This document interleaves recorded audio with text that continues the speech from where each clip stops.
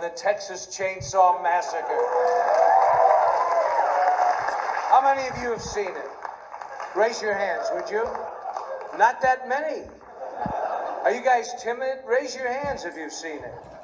Shit, I thought everybody's... Oh, you're in for something. Oh, man. Well, in 1974, at that time I thought the two greatest horror films ever made were Psycho and Diabolique. And both of those films still live, and they're still great.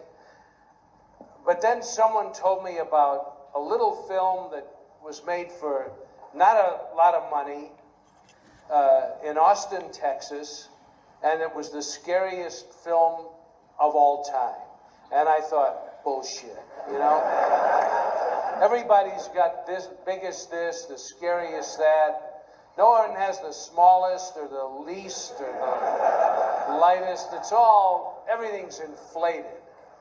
And then I saw the film, and it is the most terrifying film I've ever seen. It is, to me, it's a great film. There are other great films. None of them are tender-hearted love stories, but this is... Thanks, Dad.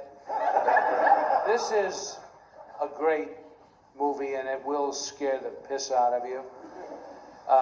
And so I wanted to just tell you that when I saw the film, I got a hold of the phone number of the young man who had made the film. I called him, I told him what I thought about the film, and I said, if you ever get out to Hollywood, I'd love to meet you, and if I can introduce you to anybody, I'll be happy to do that, because you are a great filmmaker. The man who co-produced, co-wrote, and directed the Texas Chainsaw Massacre, Tobe Hooper. He shot this film originally in 16 millimeter. Yeah, that's right. Let me ask you something. If somebody told you that down the street there was a house full of crazies sitting around picking up young kids or whoever off the street, and they were chopping them up and wearing their faces and cooking them for dinner, would you go down and try and catch that on your way home?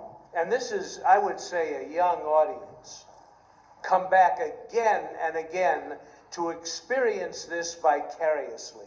I think, just speaking personally, that there are only a few reasons that make people want to go and see a movie and sometimes see it again and again. And that's either to laugh or to cry or to be scared.